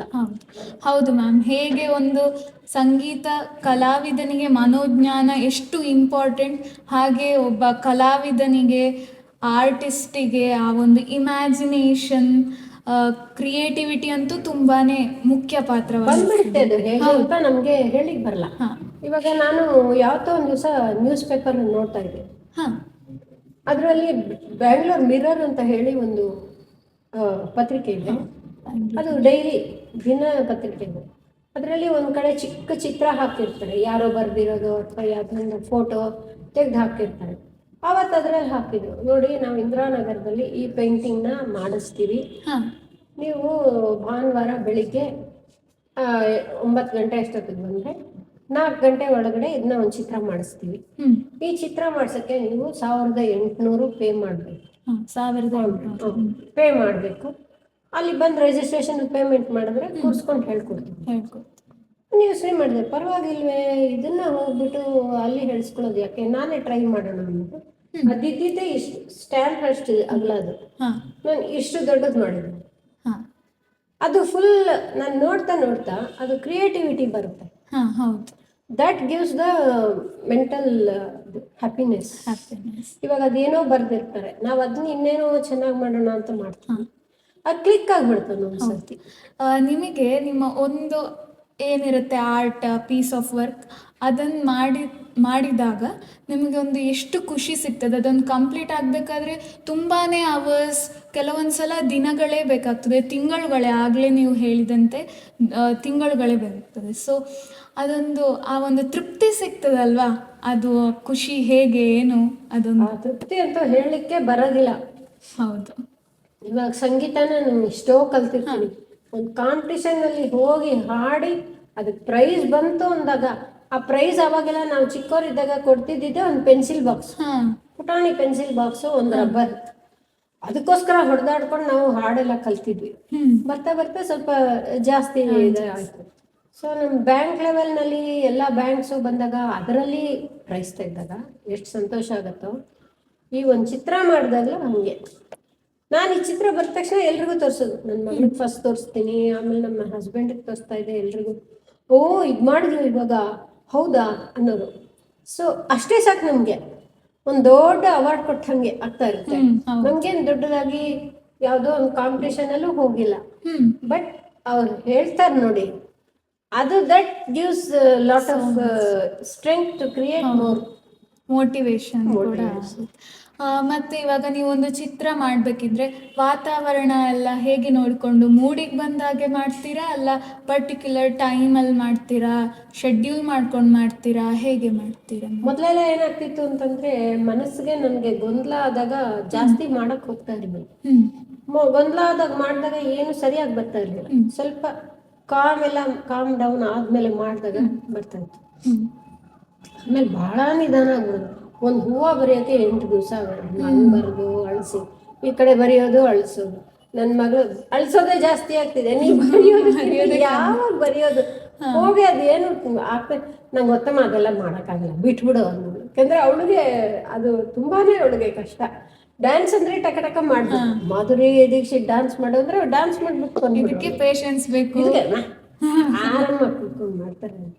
ನಾನು ಟೈಮ್ ಮಾಡೋದು ಹಂಗೆ ಶುರು ಆಯಿತು. ಒಂದು ಮುಖ್ಯವಾದಂತಹ ಕೌಶಲ್ಯ ಯಾವುದು ಮ್ಯಾಮ್, ಇದಿದ್ರೆ ಮಾಡ್ಬೋದು ಅಂತ? ಹಾರ್ಡ್ ವರ್ಕ್ ಹೇಗೂ ಇಂಪಾರ್ಟೆಂಟೇ, ಬಟ್ ಒಂದು ಆರ್ಟ್ ಮಾಡಬೇಕಾದ್ರೆ ಕೆಲವೊಂದು ಇಂಪಾರ್ಟೆಂಟ್ ವಿಷಯಗಳಿರ್ತದಲ್ವ ಮ್ಯಾಮ್, ಅದೆಲ್ಲ ಏನು ಅಂತ? ಇವಾಗ ಏನು ಅಂತಂದರೆ, ಕೆಲವರು ಕ್ರೋಶ ಹಾಕ್ತಾರೆ, ಕ್ರೋಶೆ ಅಂತ ಹೇಳಿ, ಅದರಲ್ಲಿ ಹುಲ್ಲನ್ನು ಕ್ರೋಶೆ ಇದ್ರದ್ದೆಲ್ಲ ತಗೊಂಡು ಒಂದು ಹುಕ್ ಥರ ಇರುತ್ತೆ, ಅದನ್ನ ಹಾಕಿ ಸ್ಟಾರ್ಟ್ ಮಾಡ್ತಾರೆ. ಅದಕ್ಕೆ ಅಂತಾನೆ ಬೇರೆ ಬುಕ್ಸ್ ಇದೆ. ಅದು ಮಾಡಿದಾಗ ಅದರದೇ ಒಂದು ಚಿತ್ರ ಬರುತ್ತೆ, ಅದು ಭಾಳ ಚೆನ್ನಾಗಿರುತ್ತೆ. ಇಲ್ಲ ನಿಟ್ಟಿಂಗ್ನಲ್ಲಿ ಮಾಡ್ತಾರೆ, ಇಲ್ಲ ಫ್ಯಾಬ್ರಿಕ್ ಪೇಂಟಿಂಗ್ ಮಾಡ್ತಾರೆ. ರೌಂಡಾಗಿ 2 ಸರ್ಕಲ್ ಥರ ಇರುತ್ತೆ, ಅದನ್ನ ಒಂದ್ರೊಳಗೆ ಫಿಕ್ಸ್ ಮಾಡಿಬಿಟ್ಟು ಅದು ಮಾಡ್ತಾರೆ. ಆ ಥರ ಬಹಳ ಥರ ಪೇಂಟಿಂಗ್ನಲ್ಲಿ ಎಲ್ಲ ಬಹಳ ಆಯಾಮಗಳಿಲ್ಲ. ಇವಾಗ ನಾನು ಮಾಡ್ತಿರೋದು ವಾಟರ್ ಕಲರ್ಸು ಮತ್ತು ಅಬ್ಸ್ಟ್ರಾಕ್ಟ್ ಮಾಡ್ತಾ ಇದ್ದೀನಿ. ಆಮೇಲೆ ಇದು ಮಧುಬನಿ, ಅಬ್ಸ್ಟ್ರಾಕ್ಟು, ಮಂಡಲ, ಇದೆಲ್ಲದ್ರ ಜೊತೆಗೆ ಲ್ಯಾಂಡ್ಸ್ಕೇಪ್ಸ್ ಎಲ್ಲ ಮಾಡ್ತಾ ಇದ್ದೀನಿ. ಆಮೇಲೆ ಕೃಷ್ಣ ರಾಧೆದು ಅದರಲ್ಲೆಲ್ಲ ಮಾಡ್ತಾಯಿದ್ದೀನಿ. ಸೊ ಇದೇನಾಗುತ್ತೆ ಅಂದರೆ, ಒಂದಕ್ಕಿಂತ ಒಂದು ಅದ್ರ ಒಳಗಡೆನೇ ಇರೋ ಒಂದು ಪವರ್ ನನ್ಗನ್ಸೋದು. ಅದು ಹೇಗೆ ಅಂತ ಅಂದರೆ, ಆ ಪವರ್ ಹೆಂಗಿರುತ್ತೆ ಅಂದ್ರೆ, ನಮ್ಗೆ ಮಾಡೋರ್ಗು ಬಿಡಲ್ಲ ಅದು. ಈಗ ತಗೊಂಡು ಮಾಡು ಮುಗಿಸು ಅನ್ನೋ ಥರ. ನಾವು ಊಟ ಮಾಡ್ತಿದ್ರು ಅಲ್ಲಿ ಎಳಿತಾ ಇರುತ್ತೆ, ಓ ಈ ಪಾರ್ಟ್ ಮಾಡ್ಬೇಕಾಗಿತ್ತಲ್ವಾ, ಈ ಪಾರ್ಟ್ ಮಾಡಬೇಕು. ಹೌದು. ಹಾಗೆ ಹೀಗೆ ಒಂದು, ಈಗ ನೀವೊಬ್ಬರು ಕಲಾವಿದರು, ಹಾಗೆ ಇನ್ನೊಂದು ಕಲಾವಿದೆಯ ಜೊತೆ ನೆಟ್ವರ್ಕ್ ಬಳಸಿಕೊಳ್ಳುವುದು ಎಷ್ಟು ಮುಖ್ಯ ಅಂತ? ಅದು ಬಹಳನೇ ಮುಖ್ಯ. ಅದು ನನಗೆ ಇದುವರೆಗೂ ಮಾಡೋಕ್ಕಾಗಿಲ್ಲ. ಇನ್ಫ್ಯಾಕ್ಟ್ ನಮ್ಮ ಫ್ಯಾಮಿಲಿನಲ್ಲಿ ಒಬ್ಬರು ಒಬ್ರು ಇದ್ದಾರೆ, ಅವ್ರ ಹೆಸರು ನೀಲಾ ಪಂಚ್ ಅಂತ ಹೇಳ್ಬಿಟ್ಟು. ಇಲ್ಲ. ಅವರು ಬಹಳ ದೊಡ್ಡ ಆರ್ಟಿಸ್ಟ್, ತಂಜಾವೂರ್ ಪೇಂಟಿಂಗ್ಸ್ ಎಲ್ಲ ಮಾಡಿದ್ದಾರೆ, ಟ್ರೆಡಿಷನಲ್ ಆರ್ಟ್ ಎಲ್ಲ. ಅವರು ಸುಮಾರು ವರ್ಷ ಚಿತ್ರಕಲಾ ಪರಿಷತ್ನಲ್ಲಿ ಅವರು ಓದಿ ಅಲ್ಲೆಲ್ಲ ತುಂಬ ಒಳ್ಳೇದು ಮಾಡಿ ಅಲ್ಲೆಲ್ಲ ಸುಮಾರು ಡಾಕ್ಟ್ರೇಟ್ ಎಲ್ಲ ತಗೊಂಡು ಆಮೇಲೆ ಅವ್ರು ಇವಾಗ ಕೋಚಿಂಗ್ ಮಾಡ್ತಾ ಇದ್ದಾರೆ. She 70 and above, 75 and above. ಅದೇ ಇವಾಗಲೂ ಮಾಡ್ತಾ ಇದ್ದಾರೆ. ಅವ್ರಿಗೆ ಎಷ್ಟು ಇಷ್ಟ ಅಂತ ಅಂದರೆ ಅದು ಮಾಡೋದ್ರಲ್ಲಿ she gets lot of peace and so many she is able to forget all the turmoils in families. ಆಮೇಲೆ ನನಗೆ ಕೂಡ ಅವರು ತುಂಬ ಎಂಕರೇಜ್ ಮಾಡ್ತಾರೆ. ನಾವು ಒಂದು ಸಣ್ಣದಾಗಿ ಬರೆದ್ರು ಬಹಳ ಚೆನ್ನಾಗಿದೆ ಮಾಡು, ಬಹಳ ಚೆನ್ನಾಗಿದೆ ಅಂತ. So I really respect her too much. ನಿಮ್ಮ ಈ ಕಲಾಕೃತಿಯನ್ನೆಲ್ಲ ಯಾವುದಾದರೂ ಪತ್ರಿಕಾ ಅಥವಾ ಮಾಧ್ಯಮದಲ್ಲಿ ಬಂದಿದೆಯಾ? ಇದುವರೆಗೂ ನಾವು ಯಾವುದನ್ನು ಮಾಡೋಕ್ಕಾಗಿಲ್ಲ ನನ್ನ ಕೈಯಲ್ಲಿ. ನನಗೆ ಏನು ಅಂತಂದರೆ ನಾನು ಫ್ಯಾಮ್ಲಿಗೇನೆ ಬಹಳ ಪ್ರಾಮುಖ್ಯತೆ ಕೊಟ್ಟಿದ್ದರಿಂದ ನನಗೆ ಹೆಚ್ಚಾಗಿ ಮಾಡಲಿಕ್ಕೆ ಅವಕಾಶ ಸಿಗಲಿಲ್ಲ. ಒಂದು ತುಂಬ ಜನರ ಸಂಪರ್ಕ ಬೇಕು ಅದಕ್ಕೆ.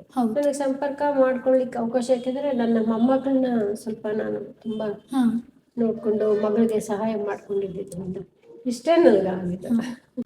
ನಿಮ್ಮ ಈ ಒಂದು ಜರ್ನಿಯಲ್ಲಿ ಸಾಕಷ್ಟು ಏಳಿಗೆ ನಿಮಗೆ ಸಿಕ್ಕಿದೆ, ಪ್ರಶಂಸೆಯೂ ದೊರಕಿದೆ, ಅದರೊಟ್ಟಿಗೆ ಕೆಲವೊಂದು ನಕಾರಾತ್ಮಕ ವಿಷಯಗಳು ಬಂದಿರ್ತದೆ. ಕೆಲವರ ಕಮೆಂಟ್ಸ್ ಆಗಿರ್ಬೋದು, ನಿಮ್ಮ ಬಗ್ಗೆ ಮಾತಾಡೋದಾಗಿರ್ಬೋದು, ಅದನ್ನೆಲ್ಲ ಹೇಗೆ ನೀವು ತೆಗೆದುಕೊಂಡು ಮುಂದುವರೆದ್ರಿ ಮ್ಯಾಮ್? ಹೇಗೆ ಅಂತ ಅಂದರೆ ಇವಾಗ ನಾವು ಕೆಲಸಕ್ಕೆ ಹೋದಾಗ ಕಲ್ತಿದ್ದು. ಇವಾಗ ಸ್ಕೂಲ್ನಲ್ಲೆಲ್ಲ ನಮಗೆ ಒಂಥರ ಅಹಂಕಾರ ಇರುತ್ತೆ. ಯಾರನ್ನ ಅಂದರೆ ಜಗಳ ಆಡ್ಬಿಟ್ಟು ನಾವು 5 ಜನ ಸೇರ್ಕೊಂಡು ಅವಳನ್ನ ಜಗಳ ಆಡಿ ಸೋಲ್ಸ್ಬಿಡ್ಬೇಕು. 5 ಜನ ಅಂದ್ಬಿಟ್ಲಲ್ಲ, ನಾಳೆ ಬೆಳಿಗ್ಗೆ ಬರಲಿ ಡೆಫಿನೆಟ್ ಇವಳಿಗೆ ಅಂದ್ಬಿಟ್ಟು. ಆ ಥರ ಆಗಲ್ಲ ಅಂತ ಹೇಳಿ ನಮಗೆ ಲೈಫ್ ಕಲ್ಸ್ಕೊಡುತ್ತೆ. ನೀನು 5 ಜನನ ಸೇರಿಸ್ಕೊಂಡು ನೀನು ಅವಳಿಗೆ ಬೈದ್ರೂ ಕೂಡ ನಿನ್ನಲ್ಲಿರೋ ತಪ್ಪನ್ನ ಕರೆಕ್ಟ್ ಮಾಡ್ಕೊಂಡಂಗೆ ಆಗೋದಿಲ್ಲ. ನಿನ್ನ ತಪ್ಪನ್ನ ನೀನು ಕರೆಕ್ಟ್ ಮಾಡ್ಕೊಳ್ಬೇಕು. ಈ ಒಂದು ಸತ್ಯ ನಮಗೆ ಹೋಗ್ತಾ ಹೋಗ್ತಾ ಜೀವನ ಕಲಿಸ್ಕೊಡುತ್ತೆ. ಆಮೇಲೆ ಇನ್ನೊಂದೇನು ಅಂತಂದರೆ ನನಗೆ ಆ ದೇವರ ಆಶೀರ್ವಾದನ ಏನು ಗೊತ್ತಿಲ್ಲ. ನಮ್ಮ ತಂದೆ ನಮ್ಮ ತಾಯಿ ಎಲ್ಲ ಬಹಳ ಒಂಥರ ತುಂಬ ಸಂಸ್ಕಾರವಂತರು. ನಮ್ಮ ಹಸ್ಬೆಂಡು, ನಮ್ಮ ಅತ್ತೆ ಮಾವ ಎಲ್ಲ ಬಹಳ ಸಂಸ್ಕಾರವಂತರು. ನನ್ನ ಮಗಳು ಅಷ್ಟೇ, ನನ್ನ ಮಗಳ ಮನೆಯವರು ಅಷ್ಟೇ, ಮದುವೆ ಮಾಡಿಕೊಟ್ಟಿದ್ದಾರೆ. ಎಲ್ಲರೂ ಎಂಕರೇಜ್ ಮಾಡ್ತಾರೆ. ನಾನೊಂದು ಚಿಕ್ಕ ಒಂದು ಪುಟಾಣಿ ಒಂದು ಹಕ್ಕಿ ಬರೆದ್ರು ಎಲ್ಲರೂ ಬಂದು ಈ ಹಕ್ಕಿ ಬರ್ದಿಯಾ, ಏನು ಚೆನ್ನಾಗಿ ಬರ್ತಿದ್ಯಾ ಅಂತ. ಅದು ಚೆನ್ನಾಗಿ ಅಷ್ಟು ಇರಲ್ಲ ಅಂತ ಅನ್ಸೋದು ಸಹ ಅವ್ರು ಹೇಳೋ ರೀತಿನಲ್ಲಿ ನಮಗೆ ತುಂಬ ಎಂಕರೇಜ್ ಸಿಗುತ್ತೆ. ಸೊ ಇದು ಒಂದು. ಆಮೇಲೆ ಇನ್ನೊಂದೇನು ಅಂತಂದ್ರೆ ಯಾವಾಗಲೂ ಒಂದು ನೆಗೆಟಿವ್ ಇದ್ರೆ ಒಂದು ಪಾಸಿಟಿವ್ ಇದ್ದೇ ಇರುತ್ತೆ. ಲೈಫ್ನಲ್ಲಿ ನಾವು ನೆಗೆಟಿವ್ನೇ ನೋಡ್ಕೊಂಡು ಅಯ್ಯೋ ನಮ್ಗೆ ಹಿಂಗಾಯ್ತು, ಡಿಪ್ರೆಸ್ ಆಯ್ತು ಅಂತಾನೆ ಇದ್ರೆ ನಿಮ್ಮ ಲೈಫ್ ಇನ್ನು ಡಿಪ್ರೆಸ್ ಆಗಿ ಹಾಳಾಗಿ ಕಚ್ಬಿಡುತ್ತೆ, ನೆಲ ಕಚ್ಬಿಡುತ್ತೆ. Failure is the stepping stone. ಆಮೇಲೆ ಏನಾಗುತ್ತೆ ಅಂತಂದ್ರೆ ನಾವು ಪಾಸಿಟಿವ್ ತಗೊಳಕ್ ಸ್ಟಾರ್ಟ್ ಮಾಡಿದ್ರೆ positive things will come to us. ಹೌದು, ಎಸ್ ಮ್ಯಾಮ್. ಯಾವಾಗಲೂ ಸ್ವಾಮಿ ವಿವೇಕಾನಂದ ಹೇಳ್ತಾರೆ, ಲೈಫ್ನಲ್ಲಿ ನಿಮ್ಮ ಮುಂದೆ ಪಾಸಿಟಿವ್ ರೋಪ್ಸ್ ಇರುತ್ತೆ, ನೆಗೆಟಿವ್ ರೋಪ್ಸ್ ಇರುತ್ತೆ. ಪಾಸಿಟಿವ್ ರೋಪ್ಸ್ನೇ ಎಳಿತಾ ಇದ್ರೆ you will get all positive things. So ನೀವು ಮುಂದಕ್ಕೆ ಹೋಗ್ತೀರಾ, ಮುಂದುವರಿತೀರಾ. Negative, it is always choice before you. Life, every time, every moment in your life, it will bring 2 things before you, 2 fingers. It will show ida ada. It is your capacity, your whatever you want, you have to select. ಇವಾಗ ನಾವು ನಮ್ಮ ವಾಂಟ್ಗಳನ್ನ ಯಾವ ರೀತಿ positive ಆಗಿ ತಗೋಬೇಕು, it helps. ಇವಾಗ ಹೇಳ್ತಾರೆ ನೋಡಿ, ಇವಾಗ ಒಂದು ಕಿಟಕಿ ಇದೆ, ಒಂದು ಕಿಟಕಿ ತೆಗ್ದಿದೆ, ಒಂದು ಕಿಟಕಿ ಮುಚ್ಚಿದೆ. ಪಾಸಿಟಿವ್ ಆಗಿರೋನ್ ಬಂತ ಆಹಾ ಎಷ್ಟು ಚೆನ್ನಾಗಿ ತೆಗ್ದಿದೆ ಈ ಕಿಟಕಿ, ಇದರಿಂದ ಸೂರ್ಯ ಬೆಳಕು ಬರ್ತಿದೆ, ಅಲ್ಲ ಕಾಣ್ತಿದೆ ಇದಷ್ಟು. ಅದೇ ಮುಚ್ಚಿರೋದನ್ನ ನೋಡ್ತಾ ಇರ್ತಾನಲ್ಲ, ನಾನು ಮುಳುಗೋತಯ್ಯ, ಈ ಕಿಟಕಿ ಮುಗ್ದೋಯ್ತು, ಏನೂ ಇಲ್ಲ. It's always that kind of mental capacity. ಆಮೇಲೆ ಇನ್ನೊಂದಾಗುತ್ತೆ, as we move further in our life ನಮಗೆ ಕೆಲವು ಚಾಲೆಂಜಿಂಗ್ ಪ್ರಾಬ್ಲಮ್ಸ್ ಬರುತ್ತೆ. ಫಾರ್ ಎಕ್ಸಾಂಪಲ್, ನನಗೆ ಬೇಕಾದಷ್ಟು ಆಕ್ಸಿಡೆಂಟ್ಸ್ ಆಯಿತು, ಬೇಕಾದಷ್ಟು ಹೆಲ್ತ್ ಇಶ್ಯೂಸ್ ಆಯಿತು, ಸರ್ಜರಿಗಳಾಯಿತು, ಏನೇ ಆದರೂ ಆ ಟೈಮ್ನಲ್ಲಿ ನಮಗೆ ಏನಪ್ಪ ನಮ್ಗೆ ಹಿಂಗಾಗೋಯ್ತು ಅನ್ನೋಕ್ಕೆ ಬದಲು ಸ್ಟೆಪ್ಪಿಂಗ್ ಸ್ಟೋನ್ ಅಂತ ತಗೊಂಡ್ಮೇಲೆ ನನಗೆ ಲೈಫ್ ಬೆಟರ್. ಹೌದು. ಇನ್ಫ್ಯಾಕ್ಟ್ ನನಗೆ to tell you the truth, ನನ್ನ ರೈಟ್ ಹ್ಯಾಂಡ್ಗೆ ದೊಡ್ಡ ಮೇಜರ್ ಆಪರೇಷನ್ ಆಗಿದೆ. ಓ. ಮೇಜರ್ ಆಪರೇಷನ್ ಅಂದರೆ ಹಾ. ಹೀಗೆ ಇಟ್ಕೊಂಡಿರ್ಬೇಕು. ಓ, ತುಂಬಾ ಕಷ್ಟ. ಇಲ್ಲಿ ಇಲ್ಲಿ ಇಷ್ಟಗ್ಲಕ್ಕೆ ಸ್ಟೀಲ್ ಇದು ಹಾಕ್ಬಿಟ್ಟಿದ್ರು, ಕಟ್ಬಿಟ್ಟಿದ್ರು ತಿರುಗಿಸಿ. ಕೈ ಏನಾರು ಹಿಂಗ್ ಬಿಟ್ರೆ ಜರ್ರ ಅಂತ ಚುಚ್ಚೋದು. So always your hand used to be like that. ನನಗೆ ಬೇಜಾರು, ನನ್ಗೆ ಏನಾರು ಬರೆಯೋಣ ಅಂದ್ರೆ ಆಗ್ತಾ ಇಲ್ಲ, ಅಡುಗೆ ಮಾಡೋಕ್ಕಾಗಲ್ಲ. ಒಂದೇ ಕೈನಲ್ಲಿ ಮೊಮ್ಮಗಳು ಎತ್ಕೋತಿದ್ದೆ ಅದೆಲ್ಲ. ಆಮೇಲೆ ಸ್ವಲ್ಪ ಸ್ವಲ್ಪ ಸರಿ ಹೋಯ್ತು. ಸರಿ ಹೋದಾಗ ಕೂಡ ಡಾಕ್ಟರ್ ಹೇಳಿದ್ರು, ಒಂದು ಪೇಪರ್ನ ಹಿಂಗೆ ಎತ್ಕೊಡು, ಅಂಡ್ ನೀನು ಕೈ ಇಳಿಬಿಟ್ಟ ತಕ್ಷಣ ನಿನಗೆ ಕೈ ಇಲ್ಲಿವರೆಗೂ ಊತ ಬರುತ್ತೆ. ಅದೆಲ್ಲ you have to manage. But Shambhu exercise ಮಾಡಿ ಮಾಡಿ ನನಗೇನಾಯಿತು, ಬರೀಲೇಬೇಕು ಅಂತಂದ್ಬಿಟ್ಟು ಬರೆಯೋಕ್ಕೆ ಸ್ಟಾರ್ಟ್ ಮಾಡಿ. ಹೌದು. ಸೊ ನಿಮಗೆ ಈ ಕಲಾಕ್ಷೇತ್ರದಲ್ಲಿ ಹಣ ಮತ್ತು ಒಂದು ಖ್ಯಾತಿ ಎಷ್ಟು ಮುಖ್ಯ? ಹಣ ಮತ್ತು ಖ್ಯಾತಿ ಎಷ್ಟು ಮುಖ್ಯ ಅಂತಂದರೆ, ನಾವು ಫಸ್ಟು ನಾವು ಮಾಡಿರೋ ಈ ಕಲಾಕೃತಿಗಳನ್ನ ನಾವು ಎಷ್ಟು ಪ್ರೀತಿಸ್ತೀವಿ ಅನ್ನೋದ್ರ ಮೇಲೆ ಎಲ್ಲನೂ ಡಿಪೆಂಡ್ ಆಗುತ್ತೆ. ಇವಾಗ ಏನಾಗುತ್ತೆ, ಕೆಲವರು ದುಡ್ಡೇ ತುಂಬ ಮುಖ್ಯ ಅಂತ ಅದನ್ನೇ ನೋಡ್ತಾ ಇರ್ತಾರೆ. ಇವತ್ತು ಇದು ಮಾಡಿದ್ದೀನಿ, ಇವತ್ತು ಇಷ್ಟು ಸೇಲ್ ಆಗಲೇ ಬಿಡಬೇಕು. ಯಾರು ಸೇಲ್ ಮಾಡ್ತಾರೋ ಅದಕ್ಕಿಂತ ಕಮ್ಮಿ ಸೇಲ್ ಮಾಡಿದ್ರೆ ಅವ್ರಿಗೆ ಬಹಳ ಕೋಪ ಬರ್ತಾ ಇರುತ್ತೆ. ಹೀಗೆ ನಾವು ಹೀಗೆ ಮಾಡ್ಲಿಕ್ಕಾಗೋದಿಲ್ಲ. ನಮ್ಮದು ಪ್ರಯತ್ನ ಮಾಡೋಣ. ನಾವು ಮಾಡಿರೋ ಈ ಕಲೆಗೆ ಇಷ್ಟು ಬೆಲೆ ಅಂತ ಫಿಕ್ಸ್ ಮಾಡಿ ಬಂದರೆ ಸಂತೋಷ, ಕಮ್ಮಿ ಬಂದರೆ ದುಃಖ ಇಲ್ಲ. ಆ ರೀತಿ ಒಂದು ಮನಸ್ಥಿತಿ ಇಟ್ಕೊಂಡ್ರೆ ಬೇಜಾರಾಗೋದಿಲ್ಲ. ಬಟ್ ಒಂದು ದುಡ್ಡೇ ಮುಖ್ಯ ಲೈಫ್ನಲ್ಲಿ ಅಂತ ಹೇಳೋದಿಲ್ಲ. ಪ್ರತಿ ಒಂದು ಮನುಷ್ಯನಿಗೂ ದುಡ್ಡು ಒಂದು ಕಾಲದಲ್ಲಿ ಬರುತ್ತೆ.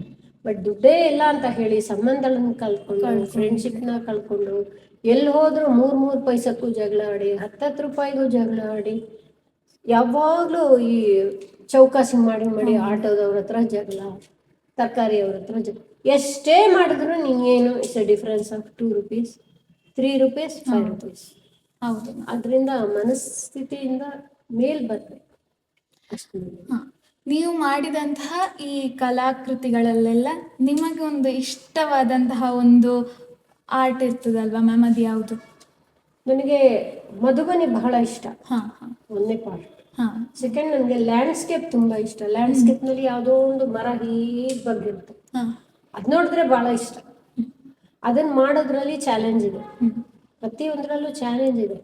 ಸೊ ಅದು ಮಾಡಿದಾಗ ಏನೋ ತೃಪ್ತಿ. ಹಾಗಾಗಿ ಆ ಥರ ಬಹಳ ಇಷ್ಟ ನನಗೆ.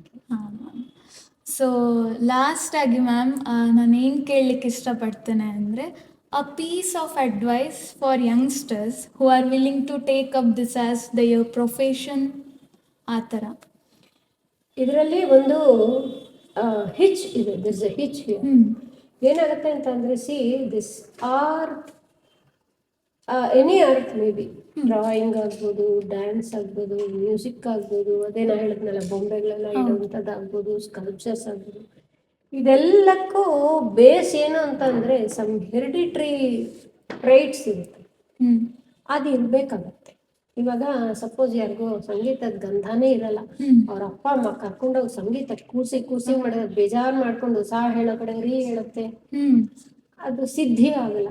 ಇದು ಸಿದ್ಧಿ ಮೇಲೆ ಡಿಪೆಂಡ್ ಆಗುತ್ತೆ. ಈ ಸಿದ್ಧಿ ಬರ್ಬೇಕಾದ್ರೆ ಅದು ಒಂದು ಆನುವಂಶಿಕವಾಗಿ ಸ್ವಲ್ಪ ಅಂಶಗಳು ಬಂದಿದೆ. ಇವಾಗ ನಮ್ಮನೆಯಲ್ಲಿ ಒಂದು 80 ಜನ ಹಾಡೋರು ಇದ್ದಾರೆ.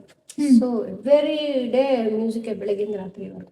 ಹಾಗಾಗಿ ಒಂಥರ ನಮ್ಗೆ ಅಭ್ಯಾಸನೇ ಇಲ್ಲದೆ ಹೋದ್ರೂ ಸಂಗೀತ ಬಂದ್ಬಿಡ್ತಿತ್ತು. ಕೇಳಿ ಹೌದು. ಈ ತರ ಏನಾಗತ್ತೆ ಅಂತಂದ್ರೆ, ಕೆಲವ್ರಿಗೆ ಏನಾಗತ್ತೆ ಅಂತಂದ್ರೆ ಸ್ಟೇ ಮಾಡಿದ್ರು ಬರೋಕ್ಕಾಗಲ್ಲ. ಇವಾಗ ಒಂದು ಗೆರೆ ಎಳೆಯೋದು ಕಷ್ಟ. ಎಷ್ಟೋ ಜನ ಅದ್ಯಾರು ಮಾಡ್ತಾರೆ, ಗೆರೆ ಎಳ್ಕೊಂಡು ಕೂತ್ಕೋತಾರೆ ಅನ್ನೋದು ಮನೋಭಾವ ಬಂದ್ಬಿಟ್ರೆ, ಮನಸ್ಥಿತಿಗೆ ಬಂದ್ಬಿಟ್ಟಿರ್ತಾರೆ. ಸೊ ಏನು ಅಂತಂದ್ರೆ, ಮಿಡ್ವೇ ಒಂದ್ ಕಡೆ ಯಾರೋ ಒಬ್ರು ಇಚ್ಛಾಪಟ್ಟು ಅಂತಂದ್ರೆ, ಎಷ್ಟು ಯಾರು ತುಂಬ ಇಷ್ಟಪಟ್ಟರು ಒಂದನ್ನು ಬರಿಬೇಕು ಮಾಡಬೇಕು ಅನ್ನೋ ಇಚ್ಛೆ ಎಷ್ಟು ಸ್ಟ್ರಾಂಗ್ ಆಗಿರುತ್ತೆ ಅಂದರೆ, God will help in that time. ನೀನು ಮಾಡಲೇಬೇಕು ಅಂದಾಗ ಒಂದು ಚಾನ್ಸ್ ಕೊಟ್ಟೆ ಆವಾಗ ಹಿಡ್ಕೊಂಬಿಡು. That is the secret. ಈಗಿರೋ ಸಮಾಜದ ಪರಿಸ್ಥಿತಿ, ಈಗಿರೋ ಎಜುಕೇಶನಲ್ ಚಾಲೆಂಜಸ್ಸು, ಇದ್ರ ಮಧ್ಯೆ ಮಕ್ಕಳಿಗೆ ಡ್ರಾಯಿಂಗ್ ಕ್ಲಾಸ್ಗೆ ಹೋಗ್ಬೇಕು ಅಂತ ಕಳಿಸೋದೇ ಬಹಳ ಕಡಿಮೆ ಇದೆ ಪೇರೆಂಟ್ಸ್. ಏನ್ ಬರಿತಾ ಕೂತಿದ್ಯಾ, ಹೋಗಿ ಮೊದಲು ಓದು, ರ್ಯಾಂಕ್ ತೆಗಿಬೇಕು, 97 ತೆಗಿಬೇಕು, 98 ತೆಗಿಬೇಕು, ಆ ಮಗು ಇಷ್ಟ ಅಲ್ದೇ ಹೋದ್ರು ಓದ್ಬೇಕು. ಆ ಥರ ಪರಿಸ್ಥಿತಿನಲ್ಲಿ ಏನಾಗುತ್ತೆ ಅಂದ್ರೆ ಆ ಮಗುಗೆ ಕೂತ್ಕೊಂಡು ಡ್ರಾ ಮಾಡಿ ಹೇಳಿರ್ತಾರೆ. ಬಟ್ ಅವ್ರ ತಂದೆ ತಾಯಿ ಇದನ್ನ ಯೋಚನೆ ಮಾಡ್ಬೇಕು. ಬರೀ ಪಾಠನೇ ಓದ್ತಾ ಇದ್ರೆ they should be some other exposure. ಇವಾಗ ಬರೀ ಪಾಠ ಓದ್ತಿದ್ರೆ ಅದು ಏನಾಗುತ್ತೆ, ಓದಿ ಕುಚುಬಟ್ಟ ಅದ ಅಂತ ಆಗುತ್ತೆ. ಓದ್ತಾ ಅವ್ನು ಏನು ಮಾಡಲ್ಲ, ಬರೀ ಬೈ ಹಾರ್ಟ್ ಮಾಡಿ ತಲೆ ತುಂಬ ಬರ್ಸ್ಕೊಳ್ಳೋದು ಒಂದೇ, ತಲೆ ತುಂಬ ತುಂಬಿಸ್ಕೊಳ್ಳೋದು. ಈ ರೀತಿ ಆದಾಗ ಏನಾಗುತ್ತೆ ಅಂತಂದ್ರೆ ಕಲೆ ಅಂತ ಅನ್ನೋದು ಹೇಗೆ ಅಂತಂದ್ರೆ ಸ್ವಲ್ಪ ಕಲೆಗೆ ಆ ಒಂದು ಪರ್ಟಿಕ್ಯುಲರ್ ಸ್ಟೂಡೆಂಟು ನಾನು ಏನಾದ್ರೂ ಮಾಡಿ ಕಲಿಬೇಕು ಅನ್ನೋದು ಹೆಚ್ಚು ಮಾಡ್ಕೋಬೇಕು. ಆ ಒಂದು ಆಸೆ ಅವರಿಗೂ ಒಂದು ಇಂಟ್ರೆಸ್ಟ್ ಇರಬೇಕು, ಬಂದ್ಬಿಡ್ಬೇಕು ಆ ಇಂಟ್ರೆಸ್ಟ್. ಸೊ ಎಷ್ಟೇ ಪಾಠ ಓದ್ತಿದ್ರು ಒಂದು ಟೈಮ್ನಲ್ಲಿ ತುಂಬಾ ಸ್ಟ್ರೆಸ್ ಆಗುತ್ತೆ. ಸ್ಟ್ರೆಸ್ ಅನ್ನ ಡಿಸ್ಟ್ರೆಸ್ ಮಾಡಕ್ಕೆ ಈ ತರ ಒಂದು ಕಲೆನ ಕಲ್ತ್ಕೊಂಡ್ರೆ ತುಂಬಾ. ಸೊ ಮ್ಯಾಮ್, ನಿಮ್ಮದು ಇನ್ನೇನಾದ್ರೂ ಎಕ್ಸಿಬಿಷನ್ ಮುಂಬರುವ ದಿನಗಳಲ್ಲಿ ಇದೆಯಾ? ಹೌದು, ಈ ಡೈಮೆನ್ಷನ್ ಸ್ಟುಡಿಯೋ ಅಂತ ಹೇಳಿ ಒಂದು ಪರ್ಟಿಕ್ಯುಲರ್ ಸ್ಟುಡಿಯೋ ಅವರು ಒಂದು ಎಕ್ಸಿಬಿಷನ್ ಇಟ್ಟಿದ್ದಾರೆ. ಅದರಲ್ಲಿ ನನ್ನದೇ ಆದ ಒಂದಷ್ಟು ಕಲಾಕೃತಿಗಳನ್ನು ಎಲ್ಲ ತೋರಿಸಿ ಎಲ್ರಿಗೂ ಹೋಗ್ತಾ ಇದ್ದಾರೆ. ಈ ಒಂದು ತುಂಬಾ ಸಂತೋಷದ ವಿಷಯ. ಯಾಕೆಂದ್ರೆ ಇವಾಗಿನ ಕಾಲದಲ್ಲಿ ಇವ್ರ ಮುಂದೆ ಬರಬಾರ್ದು, ಅವ್ರ ಮುಂದೆ ಬರಬಾರ್ದು ಅನ್ನೋ ಕಾಲದಲ್ಲಿ ಇವಾಗ ಇವರು ನೇಹ ಮತ್ತೆ ಅವರು ಎಲ್ಲ ನೋಡಿದಾಗ, ರಜ್ವಲ ಅವರು ಇವ್ರನ್ನೆಲ್ಲ ನೋಡಿದಾಗ ಬೇರೆಯವ್ರು ಬಂದು ಪೇಂಟಿಂಗ್ ಮಾಡಲಿ, ಜನ ನೋಡಲಿ ಅಂತ ಹೇಳಿ ಅವರು ಮಾಡ್ತಾ ಇರೋದು ಬಹಳ ಒಳ್ಳೆ ವಿಷಯ. ನಮ್ಮಂಥವ್ರಿಗೆ ಇದು ಬಹಳ ಸಂತೋಷ. ಮ್ಯಾಮ್, ನಿಮ್ಮ ಎಲ್ಲ ಆರ್ಟನ್ನು ನೋಡಿ ನಾನು ನನ್ನ ಮನಸಾರೆ ಏನು ಹೇಳಲಿಕ್ಕೆ ಇಷ್ಟಪಡ್ತೇನೆ ಅಂದರೆ, ಕುಂಚದಲ್ಲಿ ಅರಳಿದ ಚಿತ್ತಾರ ಅಂತ ಹೇಳಲಿಕ್ಕೆ ಇಷ್ಟಪಡ್ತೇನೆ ಮ್ಯಾಮ್. ತುಂಬ, ಯಾಕಂದರೆ ಒಂದಕ್ಕಿಂತ ಒಂದು ತುಂಬ ವಿಭಿನ್ನವಾಗಿದೆ, ಅದು ಐ ಕ್ಯಾಚಿಂಗ್. ತುಂಬ ನಿಮ್ಮ ತಾಳ್ಮೆಗೊಂದು ಸಲಾಮೆ ಸರಿ, ತುಂಬ ಇಂಪಾರ್ಟೆಂಟ್ ಈ ಫೀಲ್ಡಲ್ಲಿ. ಸೊ ಇಷ್ಟು ಹೊತ್ತು ನಮ್ಮ ಕರೆಗೆ ಓಗೊಟ್ಟು ನಿಮ್ಮೆಲ್ಲ ಕೆಲಸಗಳನ್ನು ಬಿಟ್ಟು ನಮ್ಮೊಂದಿಗೆ ಬಂದು ನಿಮ್ಮ ಟೈಮನ್ನು ನಮಗಾಗಿ ಮೀಸಲಿಟ್ಟದ್ದಕ್ಕೆ ಹೃತ್ಪೂರ್ವಕವಾಗಿ, ಮನದಾಳವಾಗಿ, ನನ್ನ ಪರವಾಗಿ ಹಾಗೂ ನಮ್ಮ ತಂಡದ ಪರವಾಗಿ, ಡೈಮೆನ್ಷನ್ ಸ್ಟುಡಿಯೋದಿಂದ ಎಲ್ಲರ ಪರವಾಗಿ ಮ್ಯಾಮ್ ಹೃತ್ಪೂರ್ವಕ ಧನ್ಯವಾದಗಳು. ತುಂಬ ಸಂತೋಷ. ನಾನು ಇದನ್ನ ಬಹಳ ಚೆನ್ನಾಗಿ ಸ್ವೀಕರಿಸ್ತಾ ಇದ್ದೀನಿ. ಯಾಕೆಂತಂದ್ರೆ ಹಿಂದೆ ನಾನು ಕಾಲೇಜಲ್ಲಿ ಓದ್ತಿರ್ಬೇಕಾದ್ರೆ ನಮ್ಮ ಕೆಲವು ಫ್ರೆಂಡ್ಸ್ ಎಲ್ಲ ಬಂದು ಹೇಳೋರು, ಶ್ರೀನಿವಾಸ್ ಮರ್ವ ಅಂತ ಒಬ್ಬ ಹುಡುಗ ಆ ರಾಮ ಆಂಜನೇಯ ಬೆಟ್ಟದ ಮೇಲೆ ಹೆಂಗೆ ಬರೀತಿದ್ದೆ ನಾನು ನೋಡಿದೆ. ಹೌದಾ, ನೋಡಿಲ್ವೇನೆ ನೀನು, ಹೋಗು ಶ್ರೀನಿವಾಸ್ ವರ್ಮಾ ಅಂತ ಒಂದು ಹೆಸರು.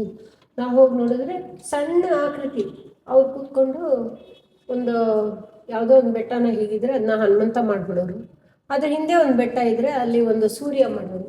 ಹೀಗೆ ಯಾವ್ಯಾವ ಬೆಟ್ಟ ಹೇಗಿದ್ರೆ ಆಯಾ ಇದನ್ನ ಪೇಂಟ್ ಮಾಡಿ ಅದನ್ನ ಮಾಡೋರು. ಅವರು ಬಹಳ ದೊಡ್ಡ ಆರ್ಟಿಸ್ಟ್ ಆಗಿ ಗಂಜಮ್ ಅವರ ಡೈಮಂಡ್ ಜ್ಯುವೆಲ್ರಿ ಅದೆಲ್ಲ ಮಾಡಿದಾಗ ಅವರು ದೊಡ್ಡ ದೊಡ್ಡ ಪೇಂಟಿಂಗ್ಸ್ ಮಾಡಿದ್ರು. ಅದನ್ನ ನಾನು ಮರೆಯೋಕ್ಕೆ ಆಗೋದಿಲ್ಲ ನನ್ನ ಲೈಫ್ನ.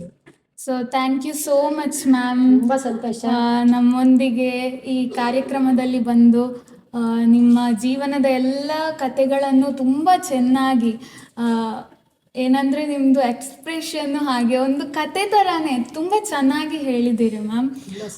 ಹಾಗೆ ಎಲ್ಲರೂ ಮ್ಯಾಮ್ ಇದು ಮುಂಬರುವ ಎಕ್ಸಿಬಿಷನ್ಗೆ ಬಂದು ನೋಡಿ ಅವರ ಆರ್ಟನ್ನು ಪರ್ಚೇಸ್ ಮಾಡಿ ಪ್ರೋತ್ಸಾಹಿಸಿ ಅಂತ ಹೇಳ್ತಾ, ಡೈಮೆನ್ಷನ್ ಸ್ಟುಡಿಯೋ ಕಡೆಯಿಂದ ನಿಮಗೆ ಧನ್ಯವಾದಗಳು. ಹಾಗೂ ನಾನು ಅನಘ ಕಶ್ಯಪ್. ತುಂಬ ಸಂತೋಷ ಆಯಿತು. ಈ ಒಂದು ಎಕ್ಸಿಬಿಷನ್ ಭಾಳ ಚೆನ್ನಾಗಿ ನಡೀಲಿ. ಅವ್ರು ಕಷ್ಟಪಟ್ಟಿದ್ದನ್ನ ಮಾಡ್ತಾ ಇದ್ದಾರೆ, ಅವ್ರಿಗೆ ಒಂದು ಪ್ರೋತ್ಸಾಹ ಬಂದು ಅವರು ಭಾಳ ಬೆಳಿಬೇಕು ಅಂತ ಹೇಳಿ ನಾನು ದೇವರು ಬೇಡ್ಕೊತೀನಿ. ಭಾಳ ಸಂತೋಷ ಆಯಿತು. ಈ ಒಂದು ಸಂದರ್ಶನ ನನಗೆ ಒಂದು ದೊಡ್ಡ ಆಯಾಮ ಕೊಟ್ಟಿದೆ.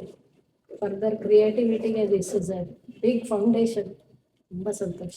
Thank you so much ma'am.